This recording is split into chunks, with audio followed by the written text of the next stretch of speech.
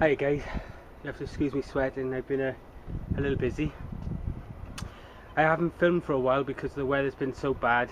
As you know, we had a hammering up here with the wind, and it was just no point being here while it was doing that. Today they forecast sun, and I've been up here for a few hours now, and it's tipped down the whole time.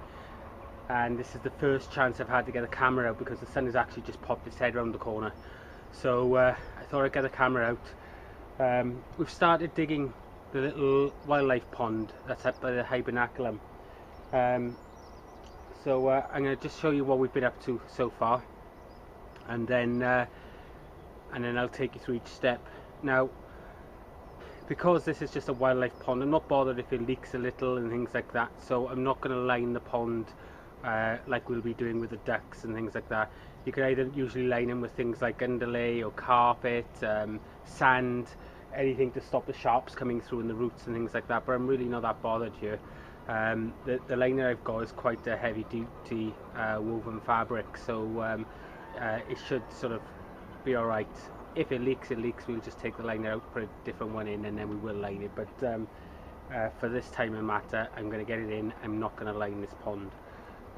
We've hit a hard pan of clay, so hopefully it'll be okay. But I'm going to take you up, show you a little bit of what we've done so far.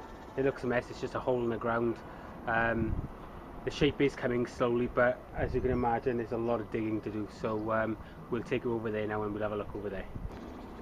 Okay guys, so all we've done here, we've got like a, it's not a kidney shape, it's more like a teardrop, but I just haven't finished digging it yet, and it's going to come down into quite a deep level here. I think that's probably around about 2.5 feet, and the reason we want that is so that anything that's staying in the pond will be able to survive throughout the winter. Then it goes up to another area where it'll be sort of midway, and then we can have a shelf right around it, and we can put marginal plants, things like that, and we'll probably have a lily or something in the middle of that. And then at that end there is going to be a marginal, but what's going to happen is we can have like a pebbled sort of beach effect at that end, so that if any hedgehogs or anything come down for a drink and they fall in, they're able to get out, because the last thing we want is things drowning in you. So so hopefully that'll be okay.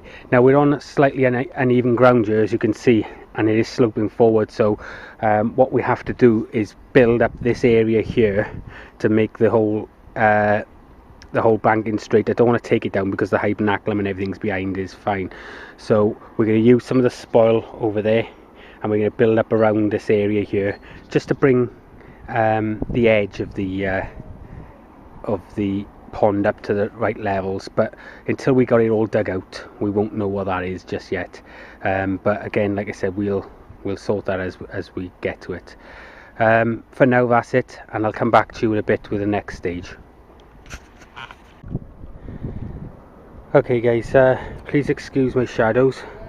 I'm trying to see, because of the sun, it's a bit hard, but that's the shape we're going for. We may have to alter slightly because I'm not sure if the plastic is big enough to drop down into that hole, but as you can see, we've chamfered off here. We'll put a bit of soil back in. You're going to make a ridge of soil there to hold the rocks back, so so we're going to put a bead of soil in there, and that'll hold the rocks back, and then we should be right. But we've brought up the level by banking, so it's more or less level right round, and we'll fill around it then with the spoil. We'll take out most of the root, we'll fill around it with the spoil, and then we'll get on with the rest of the wildlife section. We're going to put the plastic in here, we're going to fill it up with water out of that container there, because it's been sat there for quite some time, and there's already little bits of life in there. It is starting to get a bit green with the sun, but I'm not bothered about that, because once we get the plants in the pond and everything else, it'll settle down, but at least there's no chlorine in there. So next step now is get the plastic in, start filling it with water.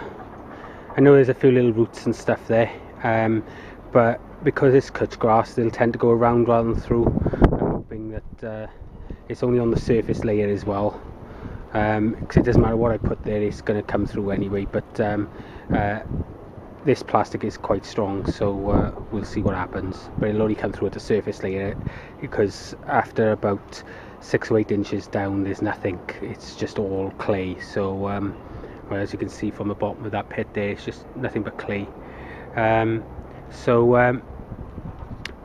We'll give it a go and see what happens. Worst case scenario, we have to pull the plastic out, but hopefully it'll be alright.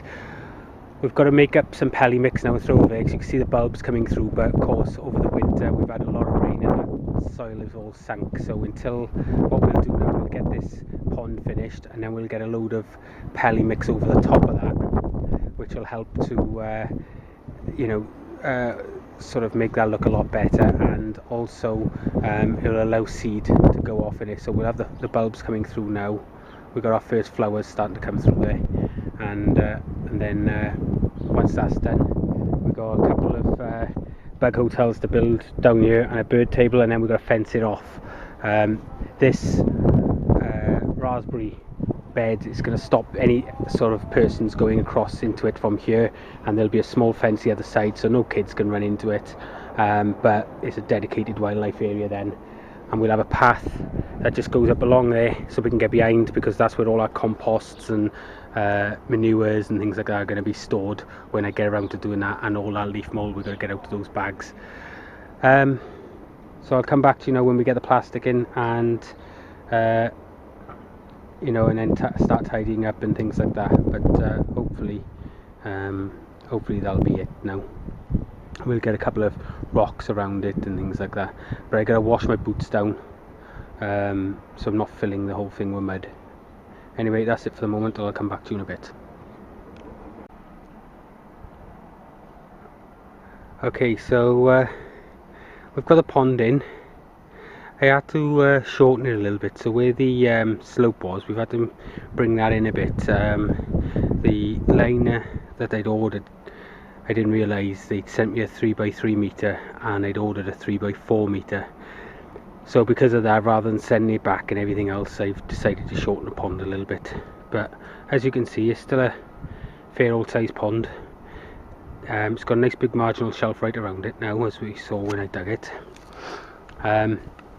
We're going to get some big stonework. I'm going to try and sort of get some stones like we've got up on there around it, and then we'll fill in with soil, and we'll get the pond planted up over some time and get some frogs and frog spawn put into it just to establish it off a bit. I'll take out most of the root out of that spoil layer just to sort of level up the rest of this area, and then once that's done, we're able then to seed it off.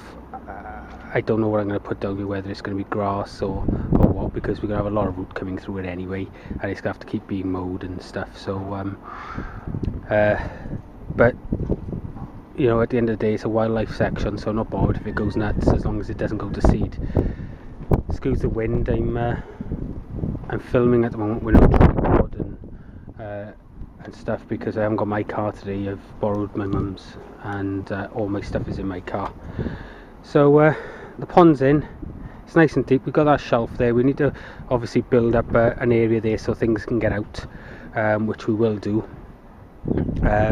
This water came out of that IBC over there, so it's ready to go. There's no chlorine or nothing, it's just pure rainwater. So that'll be alright for them. We'll get some marginal plants in here. We'll tidy this area up. We'll build some bug hotels, get a fence in here, and then we can call this area finished then. But I'm going to go and look for those stones now around the allotment. A couple of people have said have a browse on their plots, so that's what I'm going to do. I'm going to browse, and hopefully I can get enough big stones around here that we can fill around it, plant up with some flowers or something like that. Get some irises and things around it as well. And hopefully the frogs, birds, toads and whatever other insects are going to come down and use it. Anyway, that's it for now, guys, and I may come back to you when I've got the stones, if I can get enough today. Anyway, I'll see you in a bit. Bye. Okay, guys, excuse me. Right, see if I can see it. There we have it. The pond's in. All the ground around it's been prepared, so that can be planted up as well. I've got to get some stone put in that end here now, just so that things can get in and out. You can see the amount of weed and stuff we took out of the soil before putting it back. So a couple of big mounds here, and I got a big blue bucket full of it there. So so that's it really. We're now it's now nice and full. We'll get some marginal plants in there, get some planting around it, and hopefully it should make quite a good little area for the frogs and toads and things. It's a nice size. It's deep in the, in the one end, so so they should be able to survive there through the winter, or any fish we put in there will survive through the winter. The good thing is this water is out of a rain barrel. It's a bit green, as you can see if I come up closer, but it's not that dirty. We've dropped a bit of soil and stuff in the water, but we'll sort that out, and we'll get around here planted up over the next few weeks with whatever we've got, and hopefully things will start moving in and calling it home. The hibernaculum, we've got bulbs and stuff coming up through there now, as you can see. We're going to put some pelly mix over the top of that now, just to help really get that going, and it'll also give it a fine dressing, so that we can put wildflower mix in that as well. And then we're going to sort out the round behind here next, get the bins and everything built, so these leaves and the manure and stuff I have on the plot can get put in. And a couple of bug hotels now here, and a big bird table right by here where I'm standing, and hopefully this section wildlife should really start moving into it, and I'm hoping that it'll help eat the slugs and things like that throughout the winter.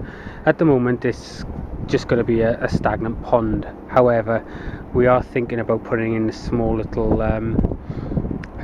pump that